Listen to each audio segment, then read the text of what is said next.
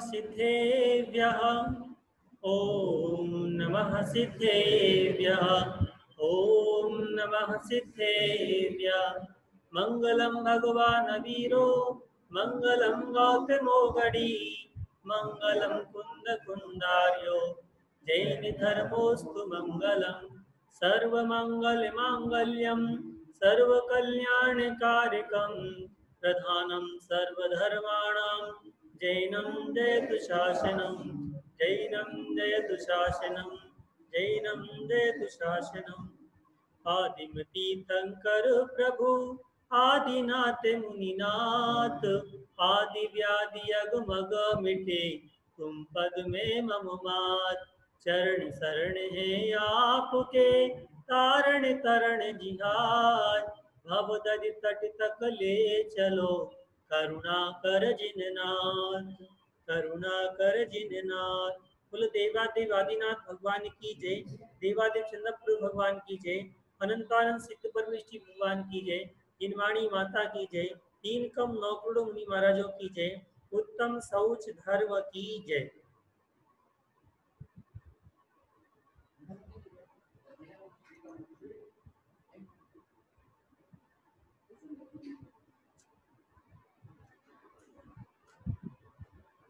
अर्जन जैन जी मेरी आवाज सुन रहे हो तो अपना कैमरा बंद कर ले वहां से, क्योंकि आपकी फोटो फ्रंट में आती है और आप यहाँ वहां होते तो मेरी नजरें भी यहाँ वहां होती।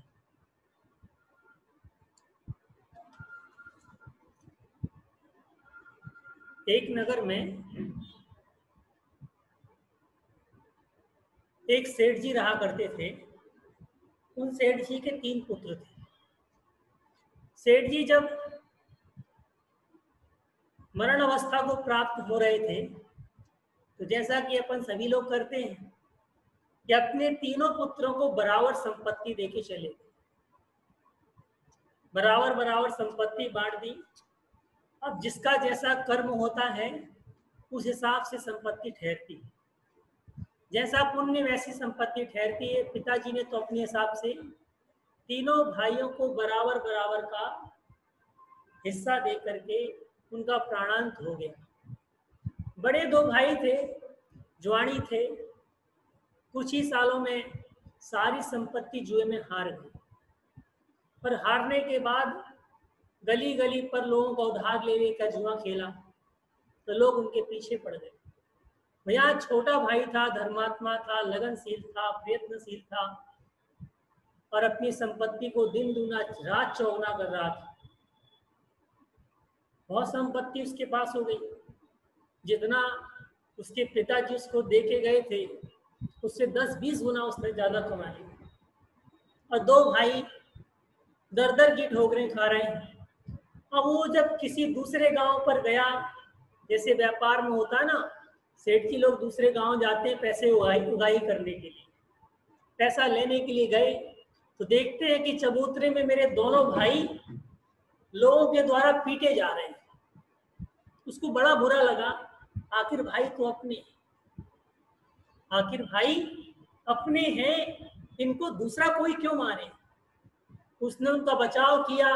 उसका सेठ जी आप बीच में मत आओ, इसे सारे गांव से उधार ले रखा है, जब भी मांगो तो एक दाव के बाद कह देते हैं कि अगला दाव कल मेरा लगेगा तब मैं चुका दूंगा, और फिर किसी से उधार ले लेते हैं, फिर हार जाते हैं, फिर कोई मांगने लगता है कि अगला दाव लगेगा तो देऊंगा। आज तक ये जीते नहीं और सबका पैसा ले डूबे। सेठ जी ने कहा मैं तुम्हारा पैसा चुकाता हूँ, तुम इन दोनों को छोड़ दो। आखिरकार सेठ जी ने सबका पैसा चुकाया और दोनों भाइयों को लेकर के अपने घर आ गए। उनकी सेवा भक्ति की, बड़े भाई थे। सोचा कि संपत्ति सारी खत्म हो चुकी है तो किसी कार्य में मन नहीं लगेगा। अपनी संपत्ति में से कुछ भाग दिया कि लो भाई ये संपत्ति लो, बिजनेस करो, बिजनेस करो। संपत्ति में से कुछ भाग बिजनेस करने के लिए दिया। आखिरकार बिजनेस करने के लक्षण तो थे नहीं, जुए खेलने के लक्षण थे। बिजनेस कहाँ से आए? तो वो तो जब भी पैसा हाथ में आए तो ही चौराहे पहुंच जाती थी कि साहब जुआ खेल के कुछ कमाए। तो बिजनेस के लक्षण उनमें थे नहीं, कहाँ से बिजनेस करें। आखिरकार पैसे कुछ दिन तक घर में रहे भाइयों के। एक दिन दोनों के मन में एक भाव उत्पन्न होता है कि देखो, पिताजी अपन को कम संपत्ति देके गए थे, छोटा लाडला था, उसको ज्यादा दे दो। ऐसा करते हैं, अपन इसको मार करके और इसकी सारी संपत्ति हड़प लेते हैं,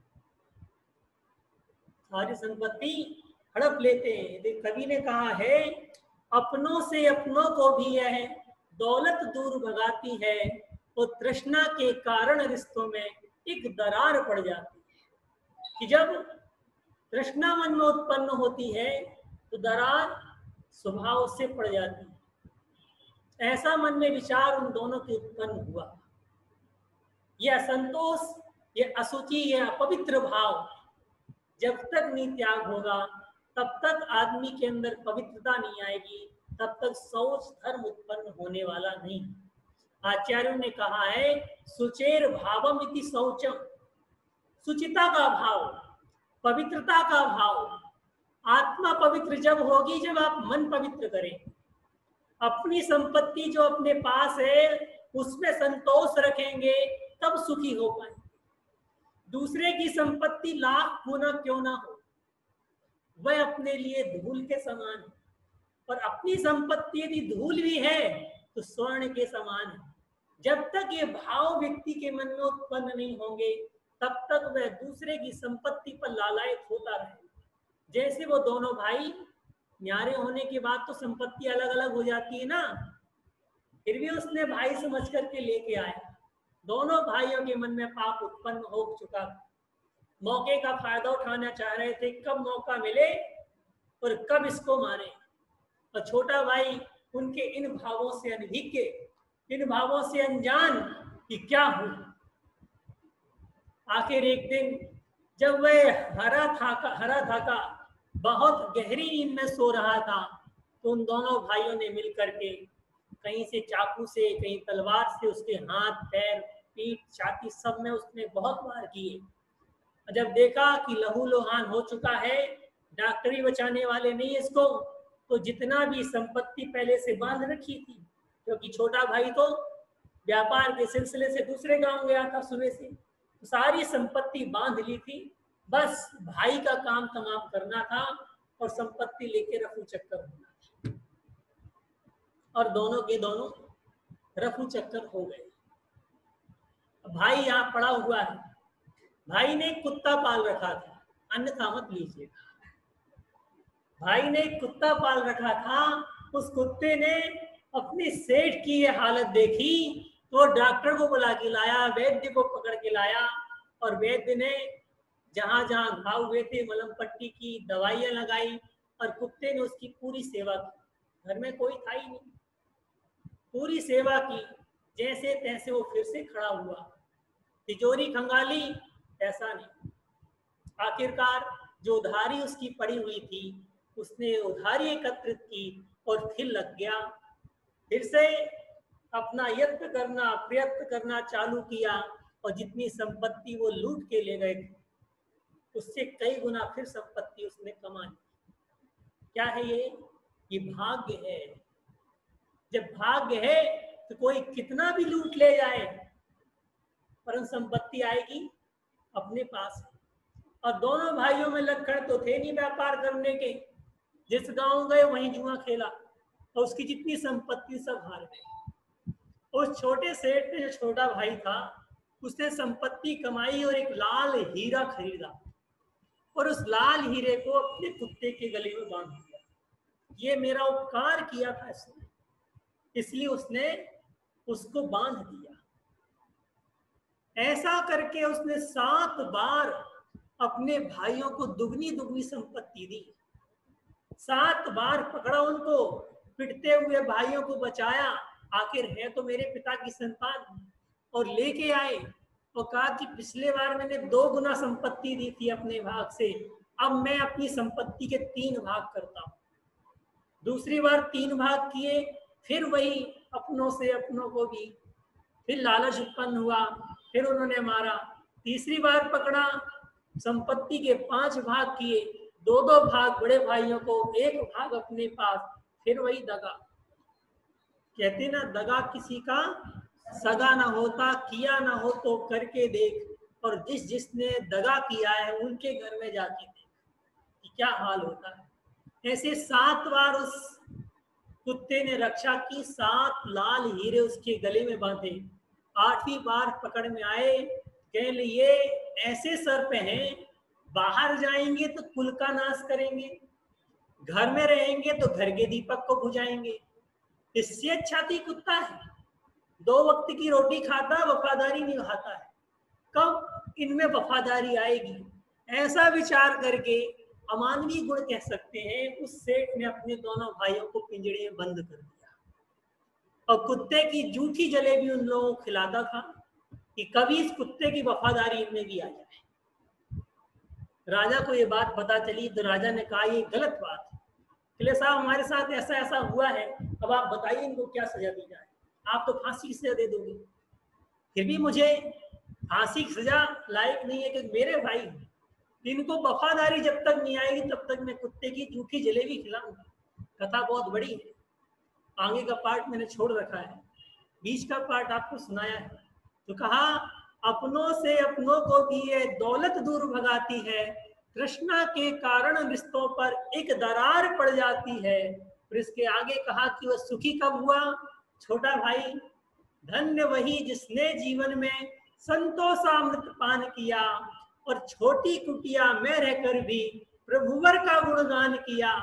वह व्यक्ति धन्य है जो अपनी संपत्ति में से थोड़ा भी है तो उसमें से भगवान की गुणगान करके अपना गुजारा चला लेता है, ऐसा व्यक्ति सुखी है।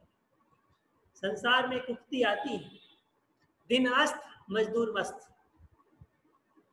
दिन अस्त हो जाता है, मजदूर मस्त, जितना कमाया उतने से अपने परिवार को खिलाया पिलाया सो गया। और हम दिन अस्त हो जाए तो भी मस्त नहीं होते, फिर भी चिंता रहती है साहब कि कल किसी से लेना है देना है, फिर भी हमें चिंता रहती है। क्यों? क्योंकि हमने संपत्ति के साथ अपने आप को जोड़ रखा है। हमने अपनी आवश्यकता के लिए संपत्ति नहीं कमा रहे, हमारी आवश्यकता पूर्ति हो जाए इसलिए हम संपत्ति नहीं कमा रहे। हम संपत्ति इसलिए कमा रहे हैं, हम रेपुटेशन बनाने के लिए संपत्ति कमा रहे हैं, हम पेट भरने के लिए तो कितनी रोटी चाहिए, पेट भरने के लिए तो हर कोई अपना पेट भर सकता है, हर एक जानवर भी अपना पेट भरता है। हम रेपुटेशन के लिए, दिखावे के लिए कितने कारणों से संपत्ति कमा रहे हैं, यही पाप का बंध है। संपत्ति कमाने से पाप नहीं हो रहा है भाई, ग्रस्त हो संपत्ति नहीं कमाओगे तो कहाँ जाओ। साधु के पास 2 कौड़ी है वह 2 कौड़ी का नहीं, और श्रावक के पास 2 कौड़ी नहीं है तो वह 2 कौड़ी का नहीं। तो संपत्ति तो श्रावक को चाहिए, मगर कितनी, और संपत्ति बिना पुण्य के आने वाली नहीं, पुण्य होगा तो आएगी, पुण्य नहीं होगा तो नहीं आएगी। अब ऐसी अवस्था में संपत्ति का अर्जन करने के लिए दूसरे के हक का छीनना या दूसरे के हक का पैसा ले लेना युक्त नहीं। ये लालच है, ये लोभ है। जब तक ये लोभ नहीं जाएगा तब तक हमारे जीवन में संतोष नहीं आ सकता, जब तक हमारे जीवन में सोच धर्म उत्पन्न नहीं हो सकता। संपत्ति तो चक्रवर्ती भी कमाते थे, पुण्य से ही कमाई जाती थी। कितने सेठ नहीं थे, और हमारे आपके पास कितनी संपत्ति बताओ, कितनी संपत्ति है। ऐसा एक उदाहरण आता है कि एक व्यापारी केसर का व्यापार करता था और जहाजों से केसर भर के लेके आता था और नगरों में बेचा करता था, फुटकर बेचता था, तो 2-4 दिन में वो सारी केसर जहाज की खत्म हो जाती। एक बार वो 7 जहाज केसर भर के लाया और नगर में बेच रहा था। इतने में उसके मन में ये भाव आए कि मैं 7 जहाज केसर उसको दूंगा जो एक बार में लेगा, फुटकर नहीं बेचूंगा, थोक में किसी एक व्यापारी को। ये 7 जहाज केसर खरीदे कौन और रखे कौन, कहाँ रखेगा? ऐसा उसका विचार हुआ, मन में अहंकार पैदा हुआ। आखिरकार खड़ा रहा वो, उसकी केसर नहीं बिक रही, परंतु वो अपनी अड़ी में अड़ा था कि मैं उसको बेचूंगा जो एक साथ लेगा। सेठ निकल रहा था उस नगर का, उसने पूछा भाई जहाज लेके खड़े क्यों हो, बेच के जाते क्यों नहीं हो? सेठ जी कोई लेगा तो एक साथ लेगा वरना बेचूंगा नहीं। उसने कहा ना मैं खरीदता हूँ, मेरे घर के बाजू में जैन मंदिर बन रहा है, उसकी नींव में जाके सारी केसर डाल गया, उसकी नींव में सारी केसर डाल गया। उसने कहा केसर इतनी महंगी होती है कि लोग डिब्बी में एक एक तोला बंद करके रखते हैं और आप मंदिर की नींव में पड़वा रहे हो, और बच जाए तो घर की नींव में पड़वा रहे हो। चला भाई केसर का मूल्य नहीं, केसर का कोई मूल्य नहीं है। केसर भी वस्तु है, पैसा भी वस्तु है, वो दोनों का विनिमय हो रहा है। हमारे पास क्या है बताइए? उस सेठ के पास जितना पैसा था, क्या अपनी नींव भरवाने के लिए केसर खरीद सकता है कोई आदमी? आज के जमाने में कहाँ है पैसा? कितना भी पैसा कमा लो, कितना भी पैसा कमा लो, यदि पैसा कमाते समय हाथ गंदे हो गए तो मन भी गंदा हो गया। हाथ गंदे हैं तो मन भी गंदा हो गया। तो मन को स्वच्छ रखने के लिए हाथों को भी स्वच्छ रखना बहुत जरूरी है। तो पैसा अपन कमाएं, रीति से कमाएं, नीति पूर्वक कमाएं। लालसा वृत्ति के कारण से पैसा कमा सकते हैं क्या? कितना भी लालच कर लो, परंतु पैसा पुण्य से ही आएगा। हम और आप जब आधी नींद होती है, नींद नहीं आती, रात को लेटे लेटे क्या सोचते हैं? बताओ भाई, क्या सोचते हैं? क्या धर्म के बारे में सोचते हैं कि चलो नींद नहीं आ रही है तो नवकार मंत्र क्या मन में जाप ही कर लेते हैं? ऐसा विचार कभी आता है? नहीं आता। विचार ये आता कल क्या करना है, विचार ये आता है कल क्या करना है। उस कल के आने के चक्कर में रात व्यतीत हो जाती है और कितना पाप कमा लेते हैं। कल की सब्जी बनानी कल ही खाओगे, कल की सब्जी कल ही बना के खाओगे, परंतु रात को मन में सब्जी बन रही है और उसका पाप लग रहा है, उसका पाप लग रहा है। दुकान की शटर, वही तो दिक्कत की बात है। कल की दुकान की शटर कल सुबह 10 बजे ही खुलेगी, परंतु हमारे मन में दुकान की शटर रात भर खुली हुई। अब बताओ, दुकान में यदि रात भर शटर खोल के बैठ जाओ तो क्या होगा? चोर डकैत आएंगे कि नहीं आएंगे भाई साहब? अब मन में जो दुकान खुली हुई है तो कौन से चोर नहीं आएंगे? अरे कर्म रूपी चोर चोरी करने के लिए आएंगे, क्योंकि हमने शटर खोल के रखी है। वो लालसा वृत्ति जो हम कमा नहीं रहे हैं, हमारे पास धन नहीं आ रहा है, हमारी दुकान मन में जो खुली हुई है उससे 1 रुपए का भी मुनाफा नहीं होने वाला है। जब तक ग्राहक खरीदेगा नहीं तब तक मुनाफा होगा नहीं, और ग्राहक मन में खरीदने आने वाला नहीं है। फिर भी हम दुकान की शटर खोल करके, मन में शटर खोल करके कितना पाप कमा रहे हैं, कितना कमा रहे हैं भैया। ऐसे बहुत सारे कार्य हैं जो हम मन में करते हैं। 7 दिन बाद बाजार जाना है साड़ी खरीदने के लिए, 7 दिन पहले से विचार बनाना चालू कर देते हैं, 7 दिन पहले से विचार बनाना चालू कर देते हैं। लालसा वृत्ति देखो, अरे जब आप जाओगे जो दाम मिलेगा उसमें ऑन पोन करोगे, भाव करोगे, मिलेगा तो मिलेगा, नहीं मिलेगा तो नहीं मिलेगा।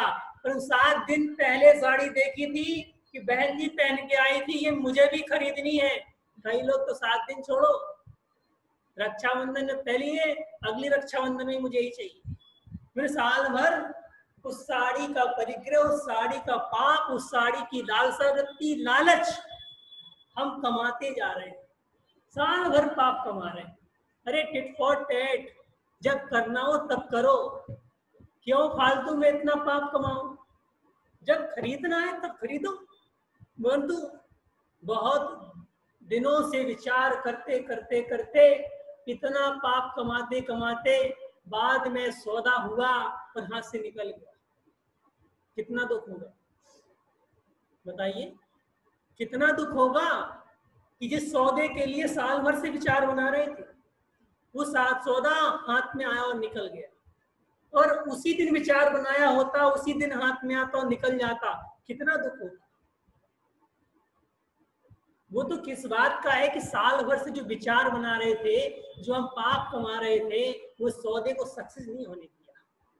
यदि साल भर यदि हम पुण्य के कार्य करते, एक बहुत अच्छा पुण्य का कार्य बता रहा हूँ आप, यात्रा करने जाते हैं, मसूरी जाए गए, मसूरी पिकनिक पॉइंट, वहां लोग जाते हैं पिकनिक करने के लिए। जयपुर से कोई व्यक्ति ट्रेन में बैठता है, 5-7 दिन पहले ही विचार बनाता है कि ये सामान रखो, वो रखो, ये रखो, वो रखो, और सारी सूटकेस पैक करके रिश्तेदारों को फोन करके सारा सब कुछ झमेला एकत्रित करके वो मसूरी चला जाता है। बताओ कितना पाप कमाएगा।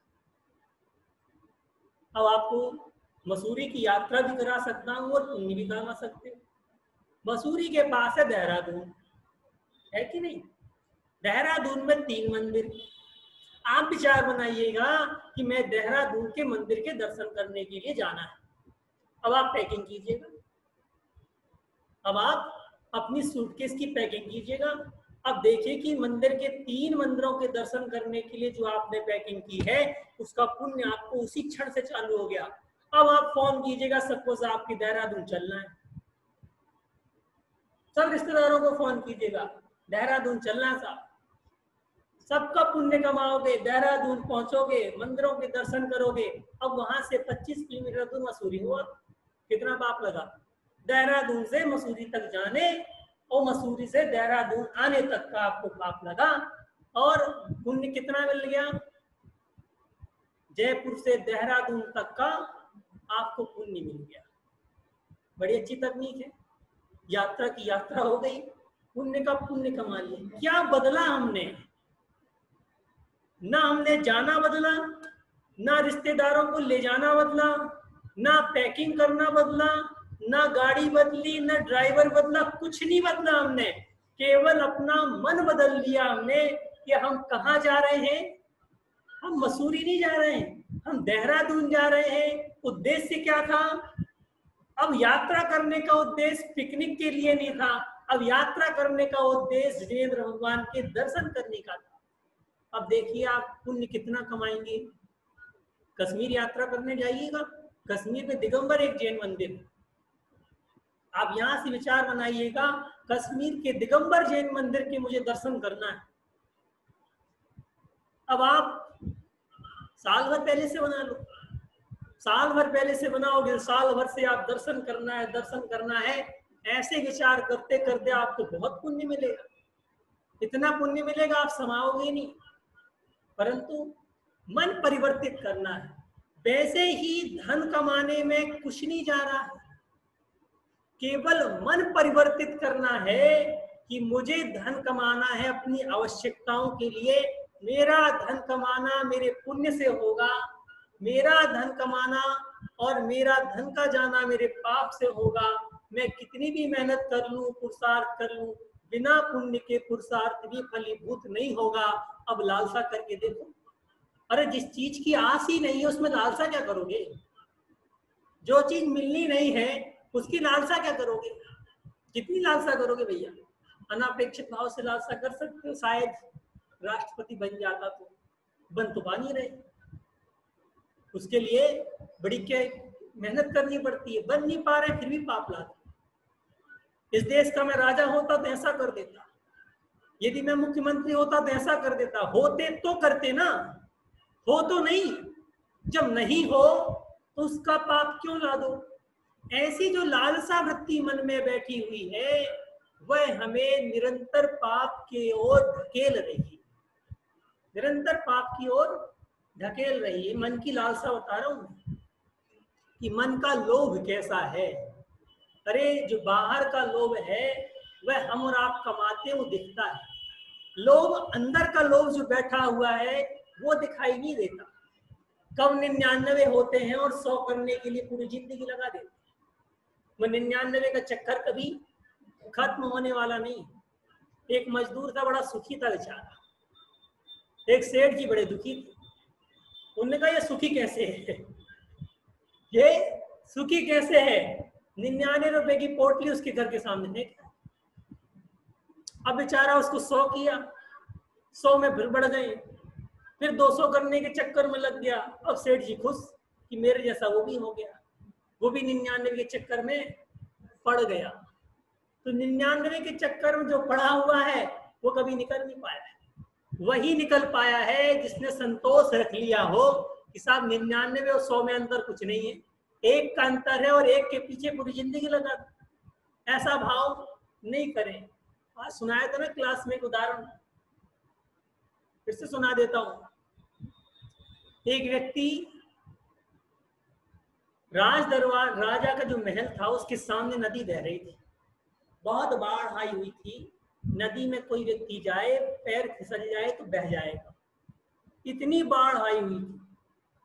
और एक व्यक्ति उस बाढ़ में भी अपने कमर में रस्सी बांध करके पेड़ से बांध दिया और बाढ़ के बीच में जा जा करके जो लकड़ियां बह के आ रही थी वो समेट रहा था।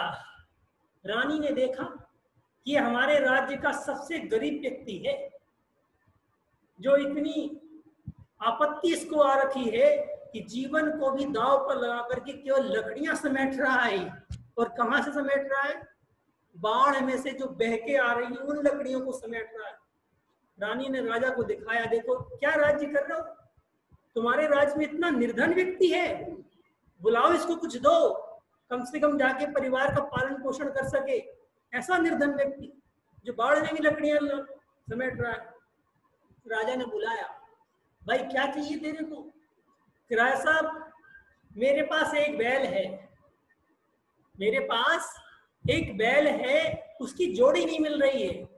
उस दूसरे बैल को खोजने के लिए, बनाने के लिए, उसकी जोड़ी बनाने के लिए मैं लकड़ियां समेट रहा हूं। राजा ने कहा बैल नहीं होगा तो खेती कैसे करेगा? इस तो बहुत आपत्तिजनक बात है। उसने कहा कि ऐसा करो, मेरे राज्य में मेरे बहुत सारे गायों के बाड़े, गौशालाएं, उनमें जाओ, जो बैल तुम्हें पसंद आए ले लो, बहुमूल्य हो, उत्तम जाति का हो, कैसा भी हो ले लो। वो गया, वो सारे बाड़ों में गया, मगर जहाँ मन नहीं भाया तो क्या करेगा। सब बाड़ों में जाने के बाद वापस लौट के आए, राय साहब आपके बाड़ों में मेरी बैल की जोड़ी का एक भी बैल नहीं। राजा ने कहा भाई तेरा बैल कैसा है, हम तो देखना चाहते हैं, कल तेरे घर आएंगे। ऐसा बहुत आप आइएगा मेरे घर। अब आप क्या सोच रहे हो, उस व्यक्ति का घर कैसा होगा? कैसा होगा उसका घर? टूटा फूटा होगा, टप्पर बना होगा, छत होगी नहीं, पानी चूरा होगा, ऐसा होगा घर। राजा गया, पूछा भाई जहां पर लेके आए हो मंत्री, घर कहाँ है? राजा 7 मंजिले की जो इमारत है ना, ये उसका घर है। उस निर्धन व्यक्ति का 7 मंजिले का घर है। राजा के होश उड़ गए, विचार किया शायद घर होगा, गरीबी में डूबा होगा, खाने को कुछ नहीं होगा, इसलिए ऐसा कर रहा होगा। घर के अंदर गया, राय साहब के स्वागत के लिए 56 भोग बने हुए। राजा देख करके आश्चर्यचकित कि 56 भोग इसके यहाँ पर है, खाने की कोई प्रॉब्लम नहीं है, उसके बाद भी ये लकड़ियां समेट रहा है, आखिर है क्या ये? राय साहब को कहा कि साहब खाने पीने की दिक्कत नहीं होगी, पैसा ऐसा कहीं कम होगा, कहीं से उधार लेकर की व्यवस्था कर दिया होगा कि राजा साहब आ रहे हैं तो 56 भोग बनवा दें। राजा साहब मेरे घर पहली बार आए हो, मैं आपको बहुमूल्य भेंट देना चाहता हूँ। अब तो राजा साहब की आंखें खुली की खुली रह गई जब हीरे जवाहरात से सजी हुई थालियां उसके सामने आई कि राजा साहब आपको ये भेंट। राजा साहब बड़े, आप सभी असमंजस में होंगे कि वो ऐसा कर क्यों रहा है, जब उसके पास सब चीज है तो ऐसा कर क्यों रहा है। राजा ने कहा भाई देख के बहुत परेशान हो चुका हूं मैं, पहली बात तो 7 मंजिल की कोठी दिखाई तुमने, दूसरा 56 भोग खिलाए, तीसरा रत्नों से भरी थाल दे दी तुमने उपहार में। मुझे वो बैल दिखाओ कितना बहुमूल्य है जिसके लिए तुम इतनी लकड़ियां बाढ़ में समेट रहे हो, दिखाओ वो। राजा को वो घर के अंदर ले जा रहा है। राजा कह रहा है बाहर चलो, बैल तो बाहर बंधे होते हैं, घर के अंदर कौन बैल बांधेगा। राजा साहब आप तो सही। लेके गया, रत्नों से जड़े थे घर कमरा था। उस कमरे में जितने भी संसार में पशु पक्षी पाए जाते हैं सबकी जोड़ियां उसने बना के रखी हुई थी, सोने की और रत्नों की। मगर एक बैल ऐसा था जो एक ही बैल बना हुआ था, उसकी जोड़ी नहीं थी। वो बैल सोने का बनाना, उसमें रत्न जड़ित करने के लिए वो दिन रात लकड़ियां समेट रहा था, बाढ़ में भी लकड़ियां समेट रहा था। ये देखो लालच, ये क्या है, ये लालच है। इस लालच को यदि कोई व्यक्ति चाहता, 7 मंजिल का घर है, रत्न जिसके घर पे है, खाने की कोई कमी नहीं है, क्यों भाई साहब, खाने की कोई कमी नहीं है, चाहता तो ऐसो आराम से रहता, नौकर चाकर घर में लगे हुए हैं। मगर टेंशन यहाँ है ना कि वो एक बैल अधूरा है, उसे पूरा करना है। वो 99 के चक्कर में पड़ा हुआ है,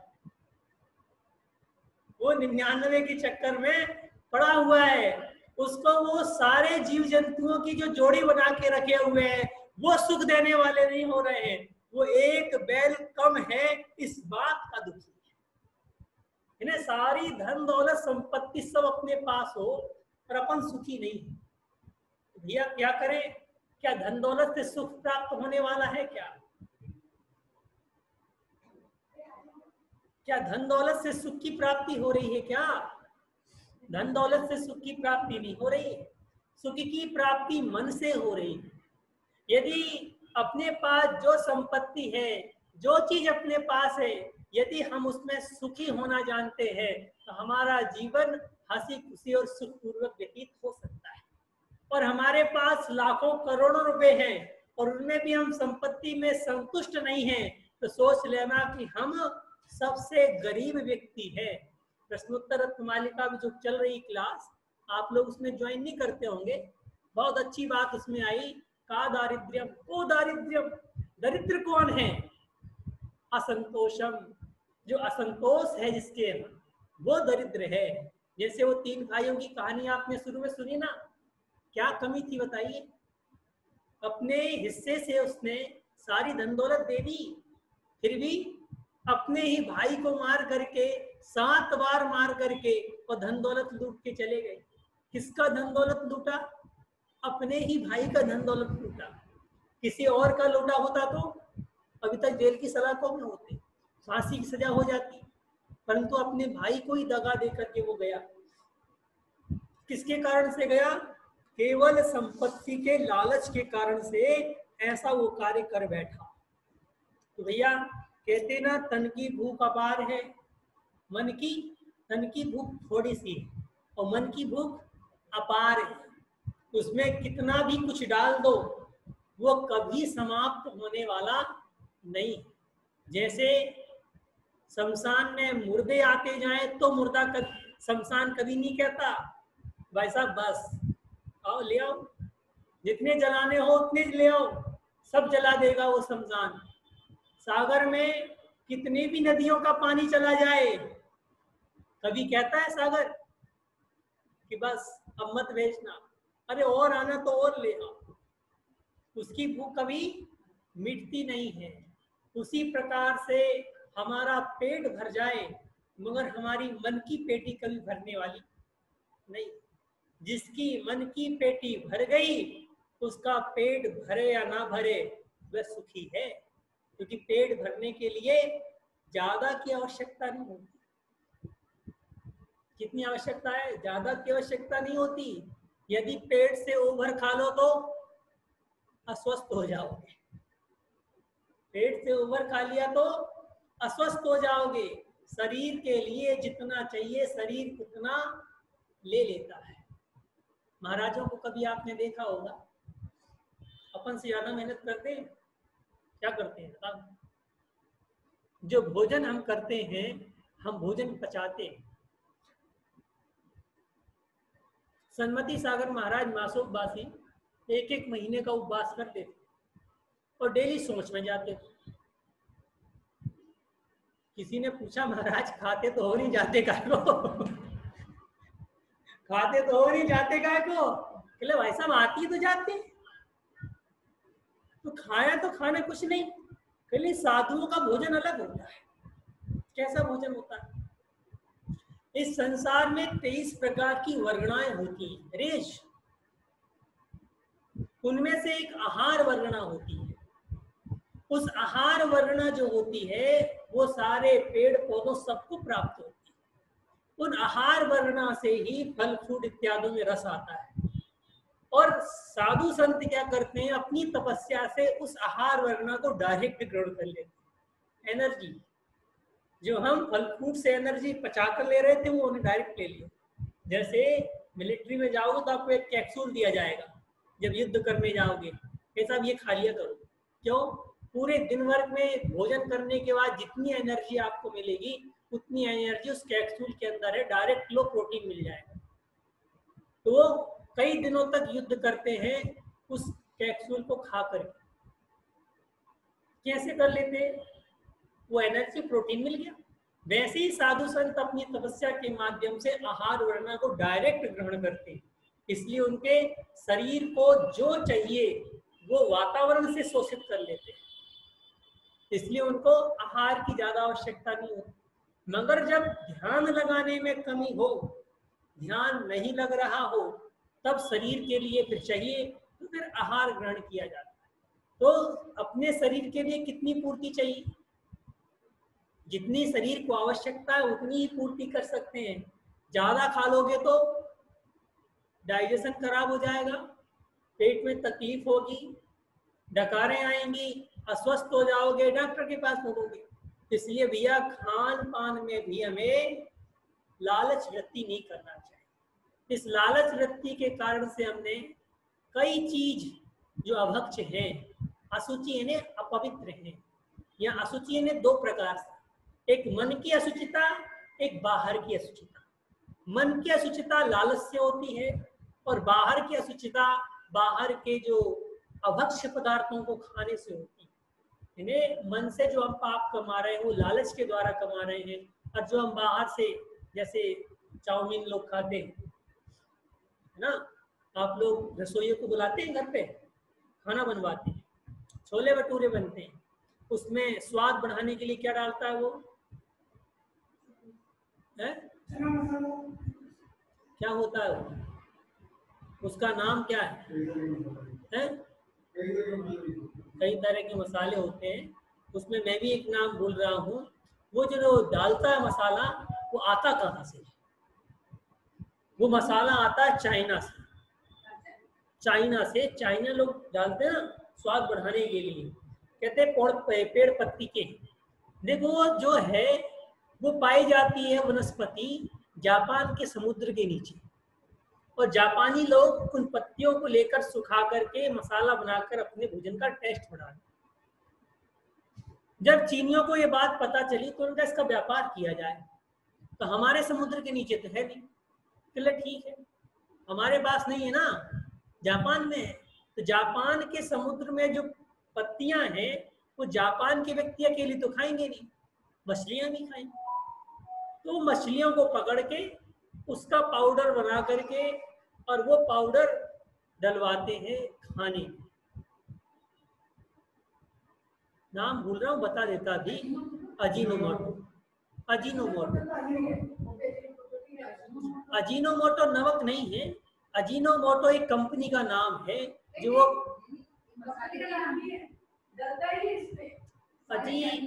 सुनो तो सही, अजीनोमोटो एक कंपनी का नाम है, नमक का नहीं है। परंतु कंपनी उस नमक में अजीनोमोटो नाम उसका रख दिया उसने, क्योंकि वो चाइनीज कंपनी बनाती है। जब धैर्य सागर महाराज ने इसका बहुत प्रचार प्रसार किया, लोगों को बताया, तो वेबसाइट से सारी स्टोरी खत्म कर दी गई। उस कंपनी ने वेबसाइट से सारी स्टोरी खत्म कर दी। महाराज ने सारे सबूत मिला करके सब कुछ डाउनलोड करा करके रख लिया, किताब भी निकली हुई है। तो अपन जब भी घर में भोजन बनवाए किसी रसोईया से तो अजीनोमोटो नमक का यूज ना करवाएं। मछली का पाउडर है वो, जिसको अपन डाल करके स्वाद बढ़ाना चाहते हैं। हम लोग बिजोलिया कहाँ है, ब्यावर गए थे, ब्यावर में भोजन बनाने के लिए रसोईया आया हुआ था। महाराज ने उसको बुलाया, बोला भाई सुनो, जितने भी लोग आ रहे हैं सब कह रहे हैं कि खाना बहुत बेकार है, तो तुम कुछ डालते क्यों नहीं? कि महाराज अजीनोमोटो नमक डालने के लिए, स्वाद बढ़ाने के लिए बड़ा अच्छा, आप कहो तो डाल दूं। तो जैन समाज के लोगों ने मना कर रखा, इसलिए डाल नहीं पा रहा हूँ, इसलिए डाल नहीं पा रहा हूँ। महाराज ने कहा इसलिए तो पता कराना था कि तुम डाल रहे हो कि नहीं डाल रहे हो, तुम डाल रहे हो या नहीं डाल रहे हो, ये पता कराने के लिए तो उल्टा बोल रहा हूँ मैं। अब पता चल गया नहीं डाल रहा हूँ, आइंदा के बाद डालना नहीं मत। तुम ब्राह्मण हो? हाँ महाराज ब्राह्मण हूँ। मछली खाते हो? बिल्कुल नहीं महाराज, मछली नहीं खाता हूँ। ये मछली का पाउडर है जो तुम डालते हो हमेशा, आइंदा के बाद किसी भी शादी विवाह बारात में ये पाउडर मत डालना। तो उसने नियम लिया कि महाराज मैं ऐसा काम नहीं करूंगा, मुझे पता नहीं था इसलिए अजीनोमोटो नमक डालता था। ऐसे अधिकांश जो बाजार में प्रोडक्ट चलते हैं उसमें स्वाद बढ़ाने के लिए ऐसी वस्तुएं डाली जाती हैं और हमें प्रचारित किया जाता है कि शाकाहार, जो ग्रीन आता है ना वो भी शाकाहार क्यों मानते हैं जबकि वो मांसाहार है। सरकार की दृष्टि में 5 चीजें ऐसी हैं जो मांसाहार में नहीं है। मांस का अर्थ है लोथड़ा, खून मांसाहार में सरकार की दृष्टि में नहीं आता।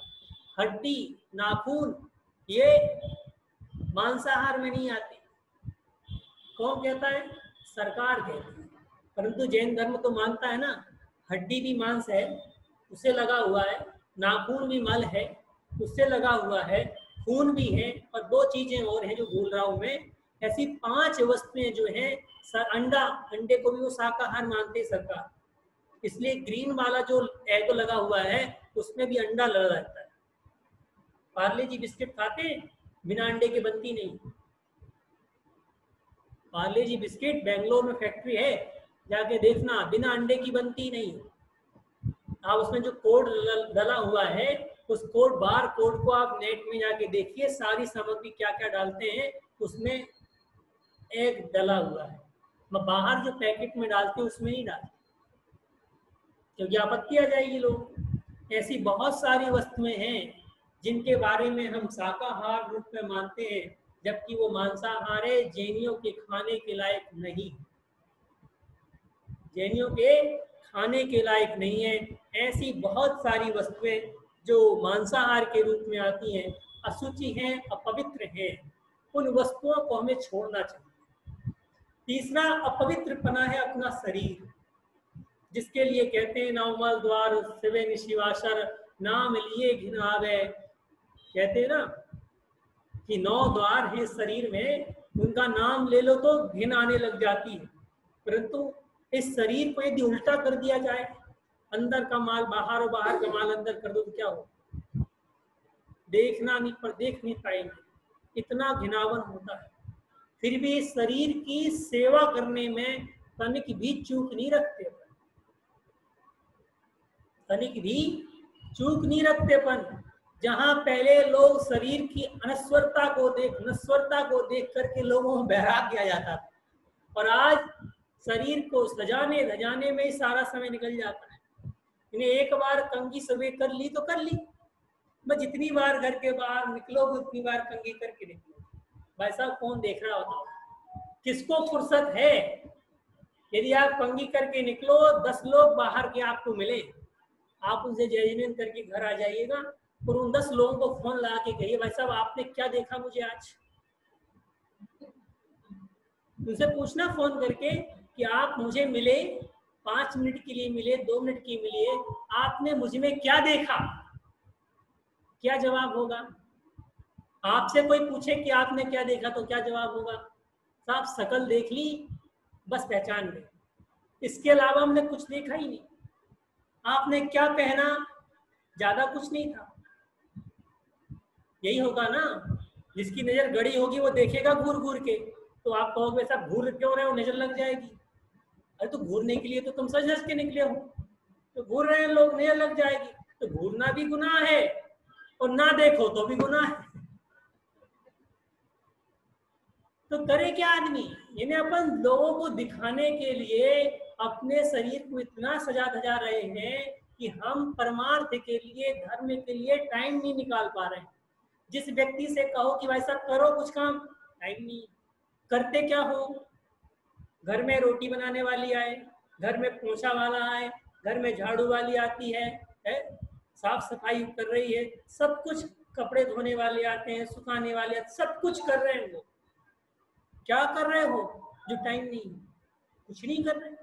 सब काम के लिए नौकर लगे हुए, सब कुछ काम के लिए नौकर लगे हुए हैं, सारा काम नौकर कर रहे हैं। जब हम कुछ कर नहीं रहे तो फुर्सत क्यों नहीं है, बताओ। इन्हें अपने आप को हम छल रहे हैं ना। यदि आपके पुण्य से आपको नौकर चाकर मिल गए, पुण्य से ही मिलते, पापी व्यक्ति को नौकर चाकर नहीं मिलते। पुण्य से यदि संपत्ति मिली और पुण्य से नौकर चाकर मिल गए, और मिल जाने के बाद सारा काम नौकर चाकर कर रहे हैं, केवल देख रेख का काम हमारा है, हिसाब सुपरवाइजर का काम अपना है कि हमें देखना है कि कौन क्या कर रहा है। अब इस समय भी यदि भगवान का नाम मुंह में नहीं रख रहे तो क्या करो, बेईमानी कर रहे अपने साथ। भगवान का नाम मुंह में रख सकते हो कि नहीं रख सकते? अरे नमोकार मंत्र बचपन से सिखाया हुआ है। यदि चलते फिरते भी घर में कोई चप्पल पहन के चलता नहीं, सब अपने घर में आराम चल रहे हो, कहीं जाना नहीं, कहीं आना नहीं, सब घर में रह रहे हैं, भगवान का नाम तो ले सकते हो। यदि कोई अपने फायदे के लिए क्लास चल रही है उसको ज्वाइन तो कर सकते हो। टीवी को देखकर करोगे क्या? क्या बातें सिखाई जाएंगी, वही आचरण उतारते हो। भाई फिल्म होती है और सीरियल होते हैं, दोनों में अंतर क्या है? फिल्म 3 घंटे की होती है, जो भी कसमसक होती है 3 घंटे बाद समाप्त हो जाती है, और सीरियल बढ़ता चला जाता है। कल के लिए लालायित कि कल क्या होगा, फिर परसों क्या होगा, नरसों क्या होगा। यानी साल भर तक हम सीरियल के रूप में अपने जीवन को सीरियल बना देते हैं। अरे भैया 3 घंटे में देख के खत्म कि इसने ऐसा किया वैसा किया, इसका फल ये हुआ, खत्म होगी बात।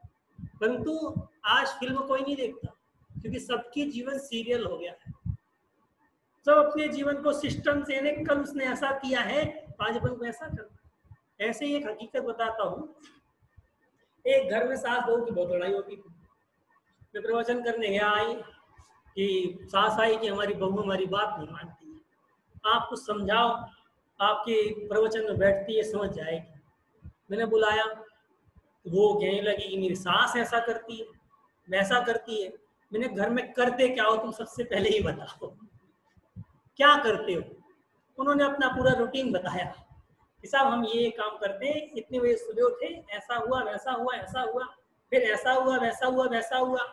फिर बाद में दोनों के मन में आई कि हम लोग सास और बहू देखते हैं, सास बहू सीरियल देखते हैं। मैंने कहा देख करके मन में क्या विचार आता है? कहले वो जो बहू है ना, जैसे कपड़े पहनती है तो मन में आता कि मैं भी ऐसे करती हूँ। सास सोचती कि मैं, देखो कितनी बन ठन के रहती है सास, अपनी बहू पे ऐसे आदेश चलाती है, मैं भी ऐसा अपनी बहू के साथ करूँ। बहू सोचती है सास ऐसा करेगी तो मैं ऐसा करूँगा। अब दोनों की अलग अलग बात जब हमने सुन ली, फिर दोनों को बुलाया, कहले तुम लोगों को कोई दोष नहीं, आज से सास बहू और वो वाला सीरियल देखना बंद कर लो, तुम्हारे घर की रामायण खत्म हो जाएगी, महाभारत खत्म हो जाएगा। क्योंकि तुमने किया क्या है, वो जो एक्टिंग कर रहे हैं उसकी एक्टिंग को हमने अपने निजी जीवन में उतार लिया है।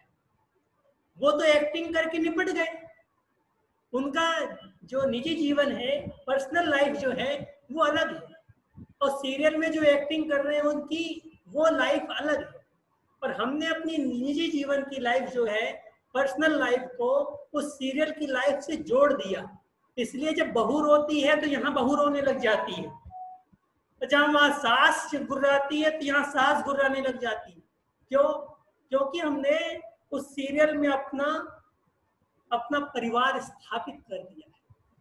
जब तक उस स्थापित परिवार को हम बाहर नहीं निकालेंगे, तब उस सीरियल की जीवन से जब तक हम बाहर नहीं निकलेंगे, तब तक हमारे घर में शांति हो ही नहीं सकती, तब तक हमारे घर में शांति हो नहीं सकती है। जबकि फिल्मों का और सीरियल दिखाने का एक उद्देश्य था कि अच्छी बातों को लोग ग्रहण करें। मगर आज सीरियल और फिल्मों में 90% बुरी चीजें दिखाती हैं कि साहब संसार में ये बुरा हो रहा है, जो लोगों को पता नहीं है बुरा वो भी दिखाई। जैसे वो कौन कौन सी फिल्म आती है जो चोरी करना बताते हैं कि देखो वो कहाँ से चोरी कर लिया, कहाँ से बनाया उसने, होल किया और दुकान के अंदर घुस गया, चोरी हो गई।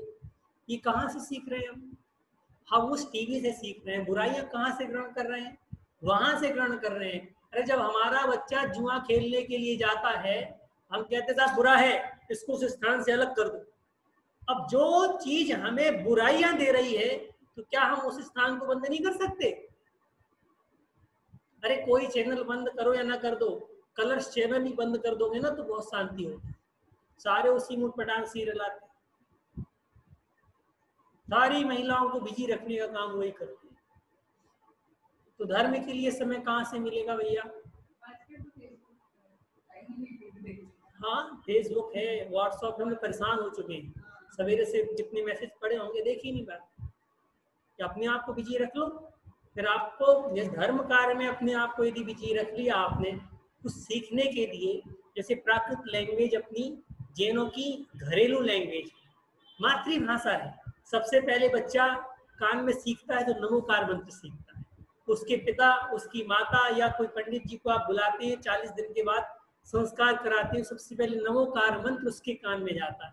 तो उसकी मातृभाषा है नमोकार मंत्र। यदि आप टाइम निकालो अपनी भाषा सीखो, प्राकृत भाषा सीखो।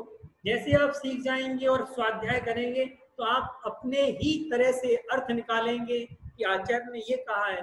फिर आप देखना रात को 3 ही बज जाएंगे तो नींद नहीं आएगी, 2 बज जाएंगे, 3 बज जाएंगे, नींद नहीं आएगी। वो रहेगा कि यार उसका अर्थ नहीं रहा, वो बैठा नहीं अभी तक, उसको बैठाना है। बैठाते बैठाते रात गुजर जाए। कई आचार्य लोग लिखते थे, ग्रंथ लिखते थे, कोई अटक जाती थी बात तो रात भर चिंतन करते थे वो कैसे पूरी हो। उनका धर्म ध्यान ऐसे व्यतीत होता था। अब यदि हम अपने आप को ऐसा व्यतीत करें धर्म ध्यान में, तब तो हम बाहर की अशुचिता से निकल सकते हैं। देखो बाहर की अशुचिता हमें घेरे हुए इसलिए है क्योंकि हमने अपने मन को पवित्र स्थानों में लगाया नहीं। भाई मन है, भटकेगा जरूर। आप मन को रोक सकते हैं क्या? अरे साधु संत भी नहीं रोक सकते। मन को रोका नहीं जा सकता है। जैसे नदी का बहाव बहुत तेज हो तो आप उसे रोक सकते हैं क्या? नदी के बहाव को नहीं रोक सकते आप। कम भी बहाव हो तो भी नहीं रोक सकते आप, उसको मोड़ सकते हो कि साहब यहां से नहीं बहना चाहिए, यहां से बहना चाहिए। तो आप नदी के बहाव को मोड़ देंगे तो नदी बह जाएगी। उसी प्रकार मन को रोकने की कोशिश नहीं करना है, मन के बहाव को मोड़ने की कोशिश करना है। जितना जितना मन के बहाव को अपन मोड़ने की कोशिश करेंगे, हमारा मन समीचीन रूप से आगे चला जाएगा। फिर लालच वृत्ति, लोभ कसाय और अलग अलग जो क्रोध मान माया कसाय हैं, इन सब में हमारा मन नहीं जाएगा। जा क्यों रहा है? क्योंकि हमने धार्मिक क्षेत्रों से अपने मन को अलग कर रखा है। हमने अपने धार्मिक क्षेत्र से अपने मन को अलग कर रखा है। मन की गति को आपने समझ लिया तो सब कुछ समझ लिया। कुछ पढ़ो या ना पढ़ो, यदि हमने मन को दूसरी दिशा में लगा दिया। महाराज आते हैं कि नहीं आते? जिस दिन महाराज आते हैं नगर में दर्शन करने जाना है, फिर आहार, फिर चौका लगा, आहार कराया, उनकी व्यवस्था करना, ऐसा करना वैसा करना। 7 दिन ऐसे रम जाते हो कि भाई सुध ही नहीं रहती। और फिर जब जाते हैं तो कहते महाराज अब क्या करें, अब तो रूटीन सा बन गया है कि 7 दिन रूटीन बन गया कि चौका लगाना और फिर आहार कराना, महाराज को छोड़ने जाना, फिर 2 बजे क्लास में चले जाना, फिर 4 बजे आना, फिर अंतव करना, फिर शाम को चले जाना। एक रूटीन सा हो गया। तो फिर 8वें दिन मन नहीं लगता है, क्या करो? 8वें दिन अब अपना शेड्यूल बनाओ। अभी तक हमने महाराज के शेड्यूल से चले, अब अपना शेड्यूल बनाओ जिसमें कि व्यवहार जीवन और धार्मिक जीवन दोनों शामिल हो। ऐसा शेड्यूल जब तक हम बनाएंगे नहीं, तब तक कसाई हमें प्रेरित करती रहेंगी और उन कसायों के कारण से हम पाप का अर्जन करते रहेंगे। यदि पुण्य का अर्जन करना है तो अपने शेड्यूल को, अपने मन को परिवर्तित करके देखिए। जैसे भी हमने आपको शुरू में उदाहरण बताया ना कि आपको मसूरी जाना है, तो उसमें क्या था, मन का परिवर्तन ही तो था, और कोई विशेष चीज थी क्या? ना ड्राइवर बदला था, ना गाड़ी बदली थी, ना हम बदले थे, ना हमारे रिश्तेदार बदले थे, ना रास्ता बदला था। केवल हमारा मन बदल गया था, हमारा लक्ष्य बदल गया था। बस उस लक्ष्य की जिस दिन पूर्ति आपने कर ली, उस दिन आप सुखी हो गए, उस दिन आप सुखी हो गए। टाइम आपके पास कम होता है तो बातें बहुत होती हैं, और एक दिन मिलता है साल भर तो मिलते नहीं अपन को, एक दिन मिलता है। 2-3 बातें और बता के अपने प्रवचन को यही समाप्त करूंगा। हम अनावश्यक लालच क्या करते हैं? देखिए, आपके पास 100 रुपए हैं, आपसे कहें कि 100 चीजें खरीद के लाओ, एक चीज खरीदने में आपके पास कितना पुण्य लगेगा, कितना पैसा लगेगा? 1 रुपए। 1 रुपए में मार्केट से कौन सी वस्तु आप खरीद सकते हैं? बच्चे की एक टॉफी के अलावा कुछ नहीं मिलेगा। बच्चे की टॉफी के अलावा 1 रुपए में कुछ नहीं मिलेगा। और आपने 1 रुपए में एक चीज खरीदनी, किसी भी चीज को आप पूरे तरह से नहीं खरीद सकते। अब आपसे कहा कि 100 रुपए में कोई अच्छी चीज खरीद लाओ, तो आप कुछ ना कुछ बढ़िया, सस्ता, टिकाऊ कुछ ना कुछ तो खरीद लाएंगे। ये तो हुआ व्यवहार जीवन का एक निर्णय। अब आप देखें, आपके पास 100% पुण्य है। अब आप यदि 100 इच्छाएं पाले मन में कि मुझे ये भी करना है, ये भी करना है, ये भी करना है, ये भी करना है, और प्रत्येक इच्छा की पूर्ति में 1-1% पुण्य हमने लगा दिया, किस इच्छा की पूर्ति होगी? किसी की नहीं होगी। और हमारा 100% पुण्य था, व्यर्थ में चला गया। बस खबर मिली कि साहब वो चीज पूरी होने वाली, हुई नहीं, हुई नहीं। अब आप उस 100% पुण्य को एक चीज में लगा दोगे, क्या होगा? वह एक चीज की पूर्ति हो जाएगी, उस एक चीज की पूर्ति हो जाएगी। और अनावश्यक जो 99 इच्छाएं थी हमारी, हमने उन पर ध्यान नहीं दिया, बस एक इच्छा पर ध्यान दिया। तो जो अनावश्यक 99 इच्छाएं थी, जब हम 100 में से किसी एक को चूज करना चाहते हैं, तो हम सबसे कीमती वस्तु, सबसे आवश्यक वस्तु की ये निर्णय करते कि ये चीज हमें चाहिए, ये चीज हमें चाहिए, ऐसा हम निर्णय करते हैं ना। तो जब 100 वस्तुओं में कुछ एक चीज वस्तु हमें एकत्रित करनी होगी, तो हम क्या करेंगे? सबसे आवश्यक वस्तु को हम चयन करेंगे कि इस साल की सबसे आवश्यक वस्तु ये, तो हम उसकी पूर्ति के लिए अपना पुण्य लगाएंगे। तो 99 इच्छाओं में जो हमारा पुण्य खर्च हो रहा था और अनावश्यक पाप का अर्जन हो रहा था लालसा वृत्ति के कारण से, वो समाप्त हो जाएगा, वो समाप्त हो जाएगा। और अनावश्यक इच्छाओं की, अनावश्यक लालसाओं की और हम ध्यान देना बंद कर, आरामदायक जो इच्छाएं हैं, कंफर्टेबल, उन इच्छाओं पर लगाम लगाना चालू करें।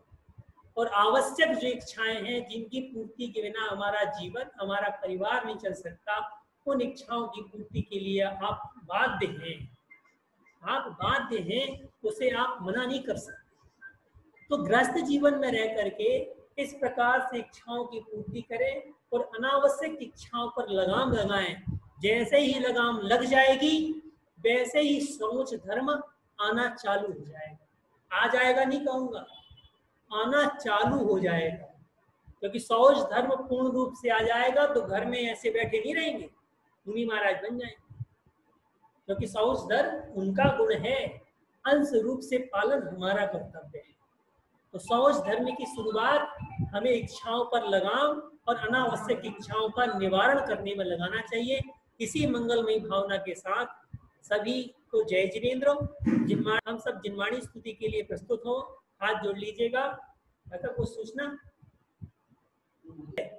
जा वाणी के ज्ञान ते सूझे लो कालो, सो वाणी मस्तक नमु सदा देत हूँ दो। हे जिन वाणी भारती तोय जपो दिन रे, जो तेरा शरणालय सो पावे सुख चैन। देव बजू अरिहंत को गुरु सेवा निर्ग्रंथ, दया धर्म पालू सदा यही मोक्ष का पंथ। तुलदास वाणी माता